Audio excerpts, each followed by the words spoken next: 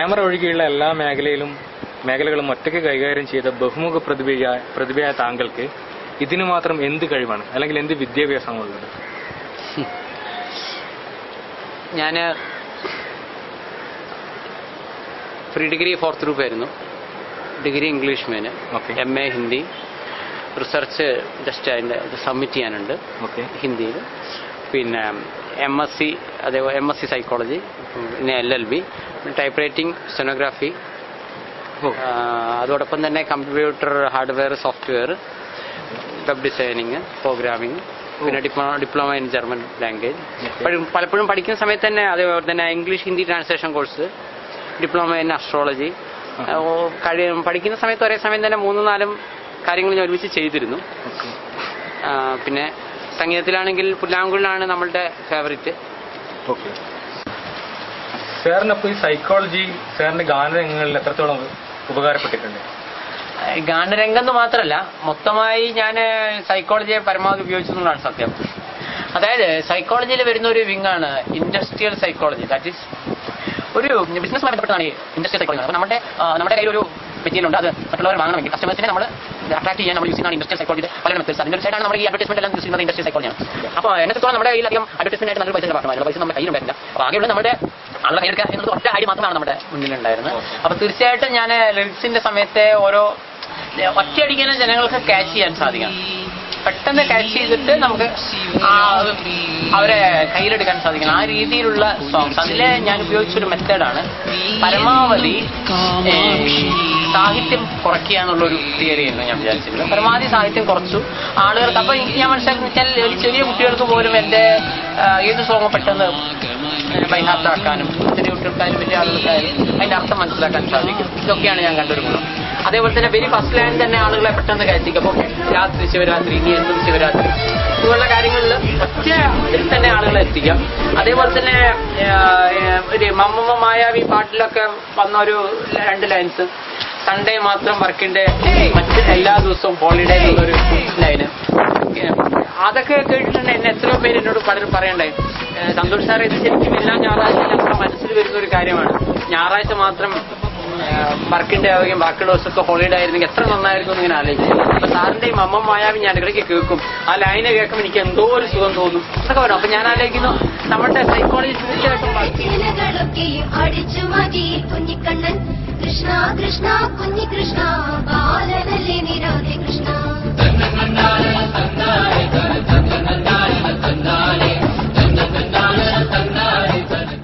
പിന്നെ സൈക്കോളജി വേറൊരു കാര്യം ഞാൻ കാണിച്ച വെറൈറ്റിയാണ്. ഇപ്പൊ കൃഷ്ണനും രാധയും, ആളുകൾ വിചാരിക്കും നായകന്റെ പേര് കൃഷ്ണൻ, നായികയുടെ പേര് രാധ. അവിടെ ട്വിസ്റ്റാണ്. നായകന്റെ പേര് കൃഷ്ണനെ അല്ല, നായകന്റെ പേര് ജോൺ. അപ്പൊ ഈ ജോൺ എങ്ങനെ കൃഷ്ണൻ എന്നുള്ള പേര് സ്വീകരിക്കേണ്ടി വരുന്നു, ആ സൈഡ്. അങ്ങനെ അവിടെ തുടങ്ങി ഈ സിനിമയിലെ ഓരോ കാര്യങ്ങൾ. ഇതില് പലരും എന്നോട് ചോദിക്കേണ്ടായി, ഇതില് രാത്രി ശിവരാത്രിയിൽ അഭിനയിച്ച കുട്ടിയാണോ രാധ, അല്ല സ്നേഹ സംഗീതത്തിൽ വരുന്ന കുട്ടിയാണോ രാധ, അംഗനവാടി ടീച്ചറാണോ രാധ എന്നൊക്കെ ചോദിക്കുക. അപ്പൊ ഞാൻ വിചാരിക്കും, ഇതിൽ ഈ രാധയായിട്ട് വരുന്ന ആരും പോലും പ്രേക്ഷകർക്ക് ശരിക്കും പറഞ്ഞാൽ അറിയില്ല. അതേപോലെ തന്നെ പലരും ചോദിക്കേണ്ട ഈ സിനിമ ഏത് ഗണത്തിൽപ്പെടുന്നു. എനിക്ക് ഉറപ്പിച്ച് പറയാൻ പറ്റും, ഇന്ന് കേരളത്തിലെ ഒരാൾക്ക് പോലും യഥാർത്ഥത്തിൽ കൃഷ്ണൻ രാധ എന്ത് സബ്ജക്റ്റാണ് പറയുന്നത് കറക്റ്റായിട്ട് ആർക്കും അറിയില്ല എന്നുള്ളതാണ് സത്യം. അവിടെയും എന്റെ സൈക്കോളജി ഗുണം ചെയ്യുന്നു. കാരണം ഓരോ ആംഗിളിലൂടെ ആളുകൾക്ക് പലതായിട്ട് തോന്നും. അപ്പൊ കുറെ പാട്ട് വന്നപ്പോ ഫസ്റ്റ് കൃഷ്ണൻ രാജ കിട്ടുമ്പോൾ ചിലരോട് വെച്ചിട്ട് എന്താ പുരാണമാണ്. അപ്പൊ അത് പിന്നെ ഭക്തിയാണോ പുരാണമാണോ അങ്ങനെ രാത്രി ആളുകൾ ഒന്നുകൂടെ മാറ്റി ചോദിച്ചു ഏത് തരം സിനിമയാണോ ചോദിക്കാൻ പറയും. ഓക്കെ, അപ്പൊ ഇവർ മാറി. പിന്നെ അതിലുള്ള സ്കിൽസ് എല്ലാം പല വെച്ചിട്ട് ആക്ഷൻ സിനിമയാണോ ആളുകൾ വീട് കണ്ടു. അപ്പൊ ഇങ്ങനെ അതിൽ ഓരോ ഇത് വരുമ്പോൾ ആളുകൾക്ക് ഇപ്പോഴും കറക്റ്റായിട്ട് അറിയില്ല എന്താണ് വരുന്നത്. ഞാൻ പറയുമ്പോൾ എല്ലാം അടങ്ങുന്ന ഒരു സിനിമയാണ്. സാറിന്റെ ഒരു ഗാനമായ ദേഹിയില്ല ദേഹിക്കുന്ന ദാഹമില്ല, MG ശ്രീകുമാർ പാടിയത്, അതിന്റെ ഒരു അർത്ഥം എന്താണ്? അത് സംശയമുണ്ടല്ലേ? തീർച്ചയായിട്ടും എന്നെയും പലരും വിളിച്ച് അങ്ങനെ ചോദിക്കുന്നുണ്ട്. കാരണം ചിലതൊരു ക്ലാസ് ലൈനാണ്, പക്ഷെ അതിന്റെ അർത്ഥമാണ്. ഓക്കെ ഞാൻ പറഞ്ഞുതരാം. അതായത് ശരിക്കും ഞാൻ പറഞ്ഞല്ലോ, ബേസിക്കലി ഞാനൊരു കവിയൊന്നുമല്ല. അപ്പൊ നമ്മള് ഉള്ള അറിവൊക്കെ വെച്ചിട്ട് 10ാം ക്ലാസ് വരെ മലയാളം പഠിച്ച ഞാനൊക്കെ മുൻപേ കേട്ടിരുന്ന കവിതകളുടെ ആ ഒരു അർത്ഥം വളരെ ചിന്തിപ്പിക്കുന്ന ഒരു വരികളാണ്. ഞാൻ 10ാം ക്ലാസ് വരെ മലയാളം പഠിച്ചൊരു വ്യക്തിയാണ്. കാരണം ഞങ്ങളുടെ ഒരു ഒറിജിൻ വെച്ച് നോക്കുകയാണെങ്കിൽ കുറച്ചും കൂടെ വീട്ടിൽ ഹിന്ദി ഇംഗ്ലീഷൊക്കെ യൂസ് ചെയ്യുന്നു, മലയാളം പുറമെ എല്ലാവരോടും യൂസ് ചെയ്യുന്നു. ഇങ്ങനെയാണ് എന്റെ ബാക്ക്ഗ്രൗണ്ട് ഉണ്ടായത്. അപ്പോൾ ഈ ഞാൻ പറഞ്ഞില്ല, അന്ന് ഞാൻ ഈ ടാർ വർക്കും ഈ ബ്രിഡ്ജ് വർക്കൊക്കെ ചെയ്യുന്നതിനിടയിലാണ് ഈ ടാർ വർക്കും ഈ ബ്രിഡ്ജ് വർക്കൊക്കെ ചെയ്യുന്നതിനിടയിലാണ് ഈ പാട്ടൊക്കെ എഴുതിയിരുന്നത്. അപ്പൊ എനിക്ക് അവിടെ വേണ്ടിയിരുന്നത് ആത്മാവില്ലാത്ത ശരീരം കൊണ്ട് കാര്യമില്ല. ബാക്കിയൊക്കെ ലൈൻസ് എഴുതി സുഗന്ധമില്ലാതെ അല്ലാതെ അതായിരുന്നു വേണ്ടത് അർത്ഥം. പാട്ട് കംപ്ലീറ്റ് പക്ഷെ ഫസ്റ്റ് ലൈൻ ഇല്ല. അത് ഇങ്ങനെ എഴുതാൻ അതൊരു സുഖമില്ലല്ലോ. ഒരു അങ്ങനെ ഞാൻ ആലോചിച്ചപ്പോ ഞങ്ങൾക്ക് ചെറുപ്പത്തിൽ ഈ വേദങ്ങൾ പഠിക്കണം, വേദങ്ങൾ, ഭഗവത്ഗീത, സംസ്കൃതമൊക്കെ പഠിക്കണം. അപ്പൊ ആ പഠിച്ച ചില കാര്യങ്ങൾ ഞാൻ ഓർക്കുന്നുണ്ടായി. ദഹ്യതേ ഇതി ദേഹം, ദേഹം എന്നുള്ള വാക്കിന്റെ സാൻസ്ക്രിറ്റ് ദഹ്യതേ ഇതി ദേഹം. ദഹിക്കുന്നത് എന്താണോ അതിന് ദേഹം എന്ന് പറയുന്നു. ശീലതേ ഇതി ശരീരം, നശിക്കുന്നത് എന്താണോ അതിന് ശരീരം എന്ന് പറയുന്നു. ദേഹി എന്നുള്ള വാക്കിന്റെ അർത്ഥം ആത്മാവ്. ഇതാണ്. അപ്പൊ ഞാൻ അത്ര ആലോചിച്ച് തോന്നി ഈ വാക്കിനെ അങ്ങോട്ടും ഇങ്ങോട്ടും മാറ്റിയത് കറക്റ്റോ. ദേഹിയില്ല ദേഹിക്കിപ്പോൾ ദാഹമില്ല, അതായത് ആത്മാവില്ലാത്ത ശരീരം കൊണ്ട് കാര്യമില്ല. ദേഹം എന്നുള്ളതിനെ ദേഹി എന്നതിലേക്ക് വരും. മറ്റേ വീടും ദേഹി എന്ന് ദേഹി തന്നെയാണ്. അപ്പൊ ദേഹിയില്ല ദേഹിക്കിപ്പോൾ ദാഹമില്ല എന്ന് പറയുമ്പോൾ ആത്മാവില്ല ശരീരം കൊണ്ട് കാര്യമില്ല. ഇവിടെ ഞാൻ ഇതേ കാര്യം എന്റെ വിമർശകരോട് ഞാൻ നേരത്തെ പറഞ്ഞൊരു കാര്യം ഒന്നുകൂടെ ഓർമ്മിപ്പിക്കുകയാണ്. ഇപ്പോൾ തന്നെ നിങ്ങൾക്ക് അത് ചെറിയൊരു കൺഫ്യൂഷൻ ഉണ്ടായി. എന്തുകൊണ്ട്? ഞാൻ സാഹിത്യം ഉപയോഗിക്കുമ്പോഴാണ്. ഇതാണ് എന്റെ പല വിമർശകരോട് ചോദിക്കേണ്ടത്. അംഗനവാടിയിലെ ടീച്ചർ എന്ന് പറഞ്ഞ പാട്ടിന്റെ സാഹിത്യം കുറഞ്ഞു എന്തൊരു പൊട്ടത്തരമാണ് ഇവർ ചോദിക്കുന്നതാണ് എനിക്ക് തിരിച്ചു ചോദിക്കാനുള്ളത്. കാരണം വെച്ചാൽ 3 വയസ്സിലായാലും ഒരു അംഗനവാടി പോകുന്ന കുട്ടികൾ 3 വയസ്സിൽ ഈ 3 വയസ്സുള്ള കുട്ടികൾ എന്ത് സാഹിത്യമാണ് പറയാ? ഒരല്പം ഒരു 3 നേരം ഭക്ഷണം കഴിക്കുന്നവരാണ് ചിന്തിച്ചു നോക്കുക.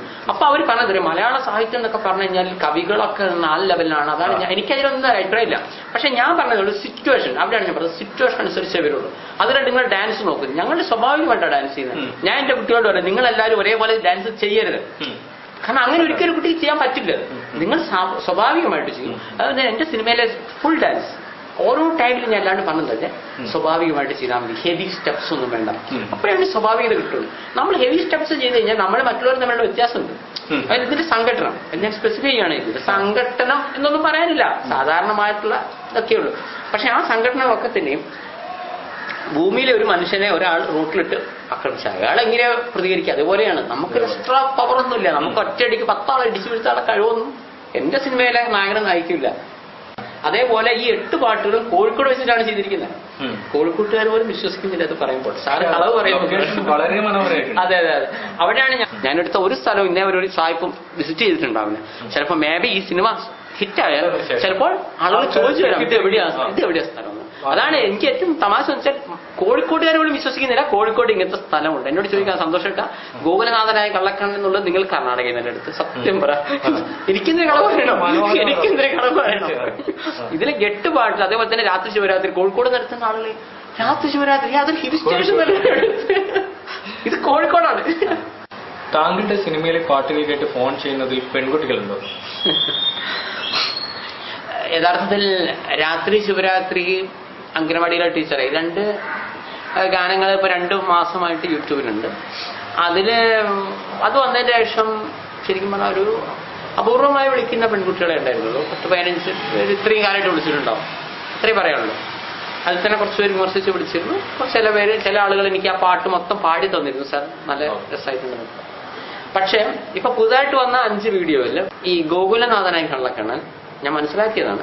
ദേഹിയില്ല ദേഹിക്കിപ്പോൾ ദാഹമില്ല. ഈ ഗോകുലനാഥനെ കള്ളക്കണ്ണൻ എന്നുള്ളത് 2 ദിവസത്തിനിടയിൽ 20,000 ആളുകൾ വ്യൂ ചെയ്തതാണ്. അപ്പൊ ഈ ഗോകുലനാഥൻ വന്നതിന് ശേഷം ശരിക്കും പറഞ്ഞാൽ ഒരുപാട് പെൺകുട്ടികൾ പിരിഞ്ഞു.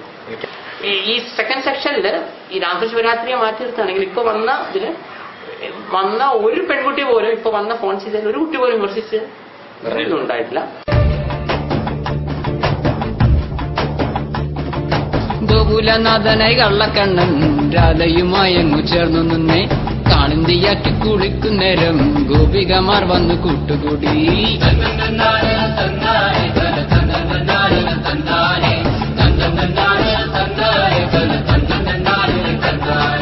ഗോപികമാരുടെ ചിലകളൊക്കെയും അടിച്ചു മാറ്റി കുഞ്ഞിക്കണ്ണൻ കൃഷ്ണ കൃഷ്ണ കുഞ്ഞികൃഷ്ണ ബാലനല്ലേ നിരാധി കൃഷ്ണ.